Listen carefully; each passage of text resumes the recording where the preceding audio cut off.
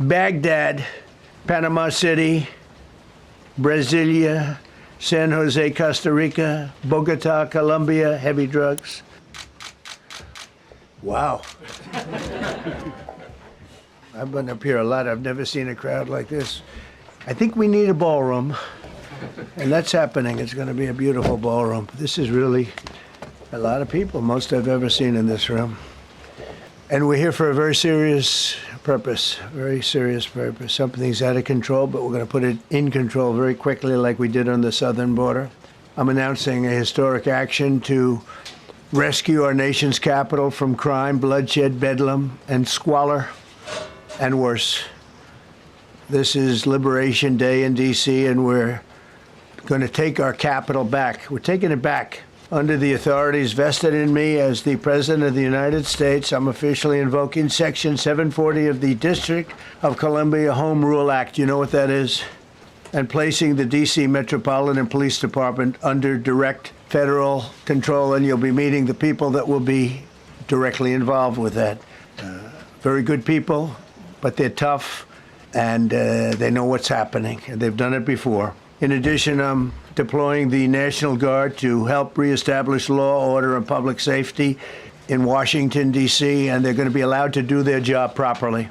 And you people are victims of it, too. You know, you're reporters, and I understand a lot of you tend to be on the liberal side, but you don't want to get mugged and raped and shot and killed. And you all know people and friends of yours that happened. And so you can be anything you want, but you want to have safety in the streets. You want to be able to leave your apartment or your house where you live and feel safe and go into a store to buy a newspaper or buy something. And you don't have that now. The murder rate in Washington today is higher than that of Bogotá, Colombia, Mexico City, some of the places that you hear about as being the worst places on earth, much higher. This is much higher. The number of car thefts has doubled over the past 5 years, and the number of carjackings has more than tripled. Murders in 2023 reached the highest rate probably ever. They say 25 years, but they don't know what that means because it just goes back 25 years. Can't be worse. Our capital city has been overtaken by violent gangs and bloodthirsty criminals, roving mobs of wild youth, drugged-out maniacs and homeless people, and we're not going to let it happen anymore. We're not going to take it. Just like we did on our southern border. Nobody comes through our southern border anymore. 3 months in a row, we had zero. I don't know if that's right, but the people that do the work, it's a very liberal group of people, actually, and they actually said zero for the last 3 months. Nobody thought a thing like that was possible. And, you know, when you take a look at numbers, I just saw some charts. These are different cities throughout the world. Red is... Okay, the red is a place called Washington, D.C. Look at these. Baghdad we doubled up on Baghdad. Panama City, Brasilia, San Jose, Costa Rica, Bogotá, Colombia, heavy drugs. Mexico City, I mentioned, Lima, Peru, all double and triple what they are. So do you want to live in places like that? I don't think so. I don't think so. And I think the people in this room, if you wrote correctly, you'd see, look at the kind of numbers we have.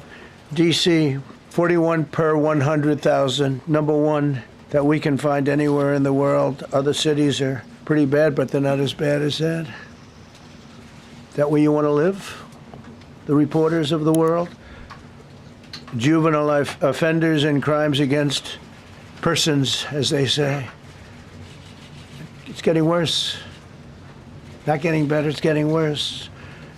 And we had a recent indication. There was a story about a man who was just left. He quit because he was asked to do phony numbers on crime. And we're going to look into that. I think Pam is going to be looking into that. But he was asked by the city, I guess, that we don't want to show the real numbers. Let me do numbers so it looks like it's going down. Not going down. And under Biden, it was a disaster. And nobody did anything about it. We're going to do things about it like you wouldn't believe. Every American has a constitutional right to be able to access and petition their government in safety, and countless federal officials and employees likewise have the right to carry out their jobs in peace without being shot. As you know, I lost a very good person a while ago was shot waiting for his wife. He was in the car. They robbed his car. They shot him. They killed him like it was nothing to it. She was walking to the car. It's a horror show.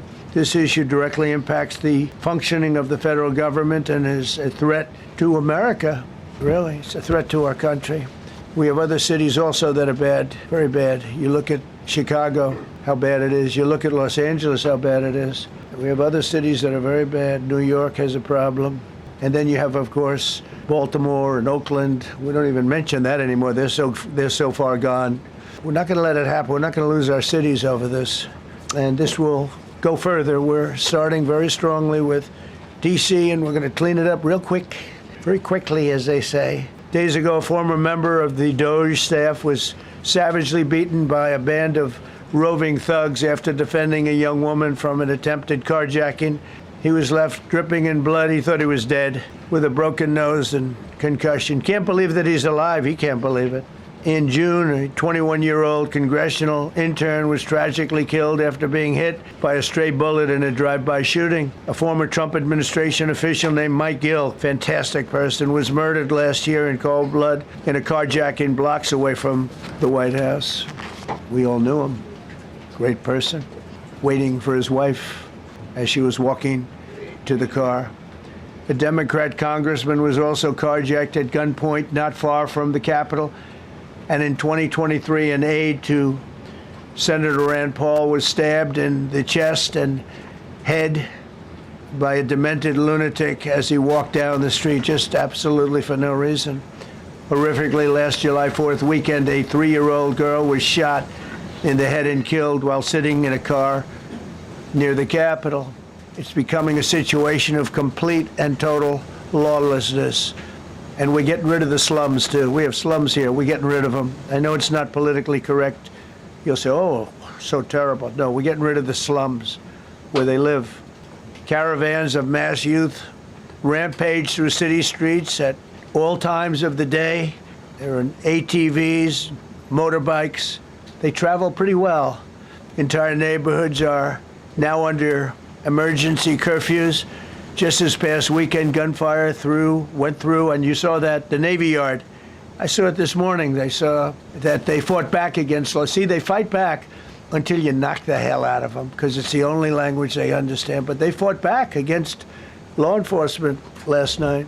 And they're not going to be fighting back long, because I've instructed them and told them whatever happens, they love to spit in the face of the police. As the police are standing up there in uniform, they're standing and they're screaming at them an inch away from their face, and then they start spitting in their face. And I said, you tell them, you spit and we hit, and they can hit real hard. It's a disgusting thing. I've watched that for years, for 3-4 years. I've watched them. The police are standing, and they're told, don't do anything under any search. So and you can see they want to get at it. And they're standing there, and people are spitting in their face, and they're not allowed to do anything. But now they are allowed to do whatever the hell they want. This dire public safety crisis stems directly from the abject failures of the city's local leadership. The radical left city council adopted no cash bail. By the way, every place in the country where you have no cash bail is a disaster. That's what started the problem in New York, and they don't change it. They don't want to change it. That's what started it in Chicago.